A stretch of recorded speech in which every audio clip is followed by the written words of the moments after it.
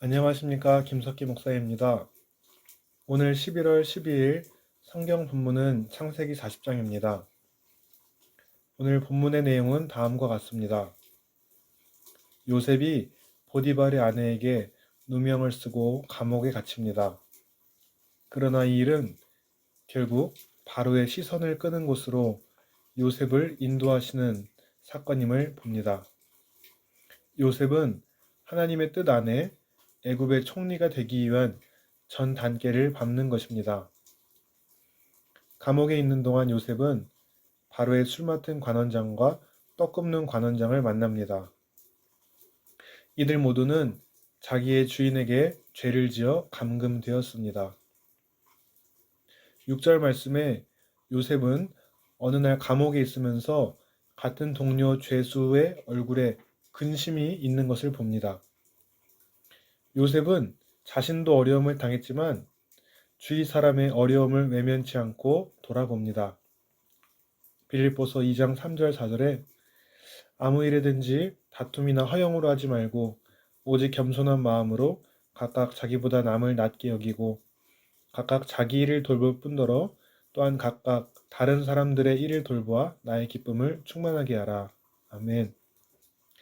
만일 요셉이 자신만 챙기는 이기적인 사람이라 주위 사람을 둘러보지 않았다면 바로왕을 만나는 일도 없었을 것이고 애굽의 총리가 되어 이스라엘 백성을 구원하는 일도 없었을 것입니다.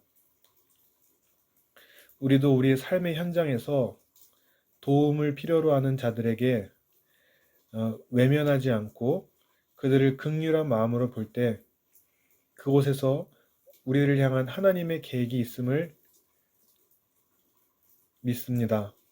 나를 돌보고 또 다른 사람도 돌보는 믿음의 사람이 되시기를 바랍니다.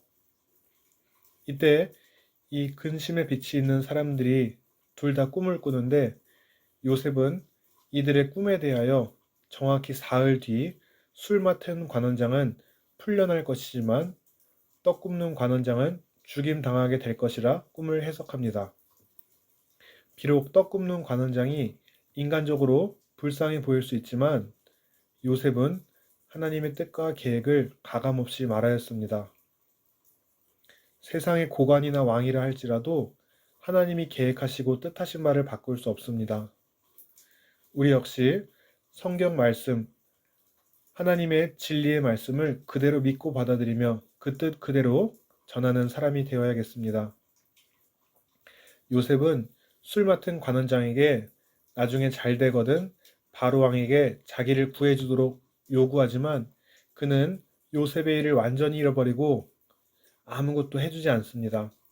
23절 말씀은 그가 요셉을 잊었다고 나옵니다. 술 맡은 관원장이 요셉의 꿈 해석대로 복직해놓고 2년 동안이나 까먹고 바로에게 요셉의 이야기를 하지 않아서 요셉이 계속 감옥에 갇히게 됩니다. 그것은 아직 하나님의 때가 이르지 않았기 때문인 것입니다. 인간적으로 보면 감옥에서 고생한 것 같았지만 그것은 다 하나님의 뜻이 있었던 것입니다.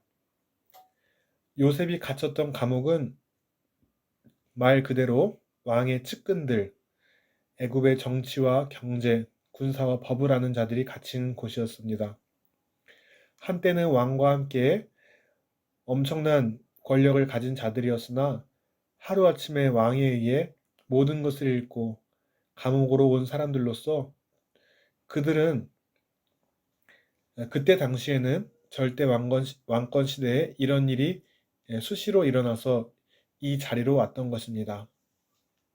그런데 그런 상황에서 자신을 잘 돌봐주는 외국인 청년 요셉이 고마웠을 것입니다. 그래서 그들은 자신들이 얼마나 대단한 사람이며 또 어떤 대단한 일을 했는지 요셉에게 반은 신세 한탄하듯 또 반은 자랑하듯 자세히 말했을 것입니다. 그리고 성실한 요셉은 그 일들을 하나하나 놓치지 않고 들으며 애국 국정 운영에 관해 특별 과외를 받습니다. 요셉이라는 학생 한 명을 위해 우리나라로 치면 전직 장관급 교수진들을 모시고 집중 훈련을 받게 하시는 것입니다. 바로 그 시간들이 요셉이 감옥에 계속 갇혀 있어야 하는 이유였고, 요셉은 죄수가 아님에도 자신의 지금의 상황이 다 이해되지 않았지만 하나님을 신뢰하며 감옥에서 성실하게 주어진 시간들을 보냈습니다. 이는 이스라엘 백성의 구원과 하나님의 구원 계획을 위해 하나님이 요셉을 준비시킨 것이지요. 그리고 요셉이 준비되었을 때 비록 사람은 잊었을지라도 하나님은 요셉을 잊지 않으시고 까먹었던 관원장의 기억을 되살려서 요셉을 기억나게 하십니다. 하나님의 역사는 더딘 것 같지만 정확한 때에 이루어짐을 깨달아야겠습니다. 시편 105편 17절 말씀. 그가 한 사람을 앞서 보내셨으며 요셉이 종으로 팔렸도다. 그의 발은 착고를 차고 그의 몸은 쇠사슬에 매였으니 곧 여호와의 말씀이 응할 때까지라. 그의 말씀이 그를 단련하였도다.